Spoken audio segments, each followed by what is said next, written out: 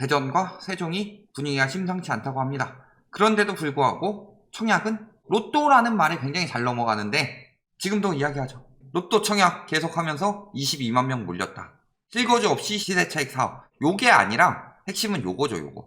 실거주 없이. 그러니까 실거주 없다라는 것 자체가 투기 수요가 들어가기 매우 좋다는 얘기죠. 그런 상황에서 지금 최고 경쟁률 이만큼 나왔고, 문제는 요 경쟁률이 어떻게 나오느냐. 자격이 되는 사람들이 22만 명이 될까? 안 되죠. 누가 지금 들어온 거예요? 대전, 경기, 서울, 충남, 충북 590명이 타시도 거주했다. 세종 1년 미만 거주자 54명. 대부분 다 어디다? 외지인이다. 그러니까 핵심은 뭐예요?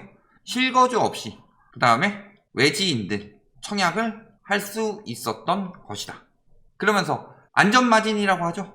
지금 예를 들어서 10억에 분양을 하는데 호가가 14억 정도 나온다. 호가는 실거래가가 아님에도 불구하고 이걸 가지고 안전마진 4억 이런 식으로 이야기를 하죠.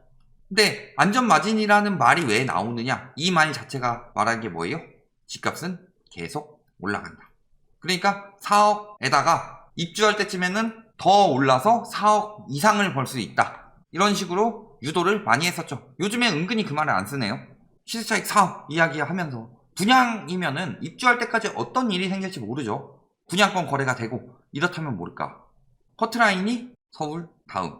대전과 세종에서 이렇게 분양받기 어렵다고 하는데 분양도 분위기가 이미 좋지 않다. 그리고 세종 같은 경우는 거품이 굉장히 많이 꼈죠. 진짜 위험한 도시 중에 하나예요. 왜냐? 세종은 누가 봐도 갭투기가 굉장히 많이 들어간 도시이기 때문에. 보통 갭투기가 많이 들어간 도시는 전세가율이 높다. 왜? 예를 들어 똑같은 10억짜리 아파트라도 전세가율이 90%면 자기 돈 1억이면 되는데 전세가격이 60%면 4억을 들여서 갭투기를 해야 되기 때문에. 그런데 세종 같은 경우는 전세가율이 굉장히 낮음에도 불구하고 왜 갭투기가 많을까요? 공무원 특별 공급 때문이죠. 한두 달 전쯤에 세종을 올렸었는데 그때 세종이 공시가격 엄청 뛰고 세금 부담이 커지니까 세입자한테 떠넘긴다 이런 말을 했지만 세종이 가장 많이 공시가격 올렸는데 전세가, 매매가 동시에 떨어졌죠. 왜? 투기 수요가 많이 들어갔기 때문에. 즉 앞으로 투기 수요 많이 들어간 지역들은 굉장히 가파른 하락세를 보일 것이고 서울은 지금 실수요장이다. 계속 그런 이야기를 했지만 실질적으로 작년 확인해 봤더니 자가 보유율, 자가 점유율이 떨어졌다. 그렇다면은 실수요보다 투기 수요들이 더 많이 샀다는 것들이 드러나고 있다. 세종시장이 기타 지역 공급 폐지해라 건의 또 했다고 하죠. 사실 이거는 굉장히 필요한 정책입니다. 모든 청약에 대해서 기본적으로 기타 지역 공급을 폐지하는 정책은 꼭 필요합니다. 왜냐? 투기 수요들이 유입이 굉장히 잘 되죠. 그래서 투기 수요를 잡기 위한 방법은 여러 가지 방법이 있는데 첫 번째는 전매 제한, 두 번째는 실거주 요건, 세 번째로 기타 지역 공급 폐지. 요거 세 가지만 해도 투기 수요들이 들어오기 굉장히 힘들어질 겁니다. 여기다 한 가지 더 하자면은 요거를 악용할 수 있죠. 그러니까 뭘 해야 돼요? 전입신고 확인. 서울 같은 경우가 투기 수요가 굉장히 많죠. 청약 시장에. 고시원 중에서 절반 가까이가 위장 전입이 거의 발각되다시피 했고 위장 전입이 판을 치고 있다. 그러니까 해당 지역에 정말 전입신고 되었는지 확인해봐야 되겠죠. 요 정도만 해도 분양시장의 투기 수요 막을 수 있고 그 다음에 거품 잡는 것은 분상제, 그 다음에 원가 공개, 그 다음에 원가 연동제. 요거 세 가지만 해도 분양가 잡을 수 있다. 즉 얘랑 얘만 병행하면 분양가는 확실히 잡을 수 있다. 자, 그런데 보면 집값은 어때요? 3억 이상 내린 곳도 있는데 시세차익 4억이면은 자, 이 추세로 3억이에요? 언제부터 떨어졌어요? 3, 4개월. 그러면은 입주까지 분양받았어요. 아까 안전마진 4억이었는데 입주까지 보통 한 2년 반에서 한 3년 정도 걸리죠. 3, 4개월에 3억 빠졌으면은 이게 마진이 될지 혹은 마이너스가 될지 장담할 수 없죠. 그럼에도 불구하고 서울 경기에서 굉장히 많았죠. 서울 경기만 보는 사람들은 집값이 계속 오르는 것 같거든. 왜? 언론에서 데리고 온 전문가. 이번에 발표했을 때 전문가 100명 중 70%가 답변했고 그 중에 95%가 떨어진다고 했는데 어떻게 그렇게 오른다는 전문가들을 골라서 들고 오느냐. 5명 넘어가는 것 같은데. 그렇다면은 그때 답변 안 한 사람들이 누구일까요? 떨어진다고 답변할 수는 없죠. 오른다고 했다가 상황 봤는데 떨어질 것 같은 느낌이 드는 거야. 그런데 오른다고 말할 수는 없죠. 그러니까 답변을 피하지 않았을까. 이런 합리적 의심도 들어가는 거죠. 거기다가 특공 폐지로 늘어날 물량, 자 지금 경쟁률 엄청나게 했지만 그만큼 청약 대기 수요들 빠지면서 매매 수요가 감소했다. 이런 것도 영향을 받고 있다는 거죠. 세종시는 아직도 완성되지는 않았기 때문에 1생활권부터 6생활권까지 계획되어 있죠. 그래서 완성되지는 않았기 때문에 아직도 공급은 많이 남았고 공급 때문에 떨어진다. 뭐 이런 이야기 하고 있는 거죠. 매매 가격 지수 뭐 잠깐 이렇게 나올 때는 있는데 보통 이렇게 잠깐 나오는 거는 오랜만에 거래되는 것들이죠.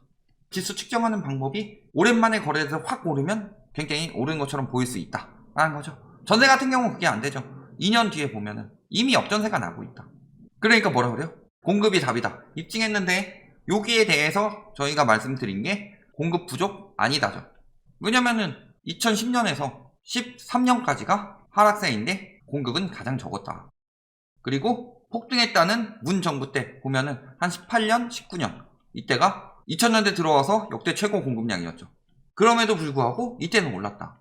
공급이 답이다가 아니라 전세가가 오른 이유? 금리가 답이죠. 임대차법 때문이다. 자꾸 뭐 공급 이야기하고 임대차법 때문에 매물이 안 나와서 수요도 같이 안 나오잖아요. 그러니까 계속 저렇게 부추기고만 있을 뿐이다. 거래량 계속 감소하고 있죠. 특히 2월부터 계속 감소하고 있었죠. 근데 3월부터 가격이 떨어지는 건 뭐예요? 그 전에 다 팔아 넘기고 빠지고 있는 중이었다. 매매 거래량 역시도 꾸준히 감소 중이더라. 7월에 거래량 늘어난 거는 자 보면은 이제 거래량 늘어났을 때 기점이 있어요. 요때 617, 710 나오고 나서 거래량 줄었다. 그러다가 요때 뭐가 나온 거예요? 처분. 그리고 쭉 하면서 약속의 6월 이야기했는데 거래량 박살났고 5월까지는 또 처분이죠. 처분해서 뭐가 있는 거예요? 증여로 줄었을 수도 있지만 차명 거래가 늘어났을 수도 있죠. 굉장히 10대, 20대 많이 샀다는 거 차명 거래죠. 7월은 왜 늘었냐? 현금은 적은데 연봉은 높은 이런 사람들이 7월에 몰렸죠. 또 한 가지는 뭐가 있었어요?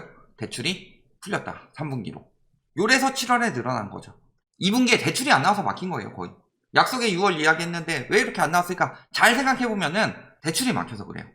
대출을 은행권에서 잘 내주지 않더라. 그리고 3분기 때 다시 책정하고서 조금 잘 내주기 시작하니까 늘어났는데 문제는 예전엔 6월 다 돼서 들어갔는데 지금은 8월 중순부터 완전히 후반 가지도 않았는데 벌써 대출이 여러 은행에서 막히고 있더라.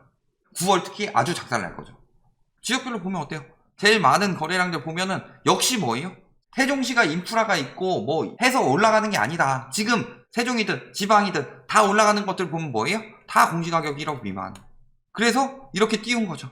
문제는 뭐예요? 얘네 2023년 되면 팔기 굉장히 힘들어집니다. 왜? 2023년부터는 실거래가를 기준으로 들어갈 것이기 때문에 취득세가. 그렇다면 그 전에 팔아야 되겠죠? 그럼 내년엔 살까요 사람들이? 올해가 마지막이다. 그러면 이렇게 될 수밖에 없다. 이만큼 거품 꼈던 것은 이만큼 거품이 빠질 수밖에 없더라. 전세 역시도 띄우다가 거의 멈추는 수준이죠. 여기 잠깐 떴다가 멈추는 수준이고 떴다가 조금 떨어졌죠. 이런 데서 막 끌어올려주고 있는데 지방도 지금 막 상승세 엄청나다. 수도권도 상승세 엄청나다. 이런 거 보면은 그 지방 가서 보면 거래량 이런 애들이 1, 2, 3이 찍고 있다. 공시가격 1억 미만. 그리고 세종 같은 경우는 이런 데서 끌어올려도 핵심지에서 더 많이 떨어지기 때문에 전세가가 하락세로 나타난다. 이거죠. 거래 보면 어때요? 여기는 멈췄고 올랐다가 슬 떨어지고 있는 분위기죠. 이미 심리는 꺾였다. 그렇죠. 전세 역시도 전반적으로 멈춘 분위기고 여기는 조금 떨어졌다가 잠깐 튀긴 했지만 전반적으로 떨어지는 분위기죠. 슬슬 이제 고점 지나서 떨어지고 있다. 다 지금 거품 보면 어떻게 꼈어요? 이렇게 꼈죠. 이렇게 가다가 이렇게 꼈다는 거는 굉장히 위험하다는 거예요. 이렇게 가다가 살짝 꼈다 여기는 떨어지고 있고 마찬가지죠. 이거 굉장히 위험하다는 거예요. 이만큼이 다 떨어진다. 이번 때는 버블 7이었는데 지금은 버블 전국이에요. 그러니까 전국적으로 위험하다. 이 지역 저 지역 다 위험하다 갖다 하고 있는데 지역마다 뭐 다 사이클이 다르니 지역마다 다 투기가 들어가서 다 그러고 있는데 무슨 사이클 얘기가 나와요. 사이클이 다른 것은 다른 양상으로 올라갔을 때 이야기가 나오는 거고 전세 역시 마찬가지로 떨어지는 분위기 나오고 있고 보합에서 꺾이고 있든가 아니면 떨어지든가 대부분 이런 상황이죠. 자, 매물 어때요? 여기는 매물 부족 절대 이야기 못 나오죠. 엄청 많이 늘었죠. 전세 역시도 뭐 지금 조금 줄었다 하더라도 굉장히 과잉되어 있다.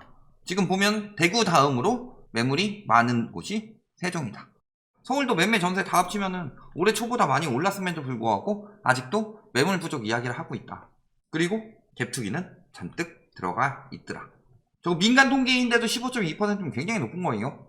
아마도 정부 통계 같은 경우는 임대료 승계한 것을 다 갭투기로 규정을 하죠. 그럴 경우는 정부 통계는 50% 넘어갈 것이다. 입주, 공급 폭탄이죠. 이제 거품 빠지는 시장이 어디서부터 나온다?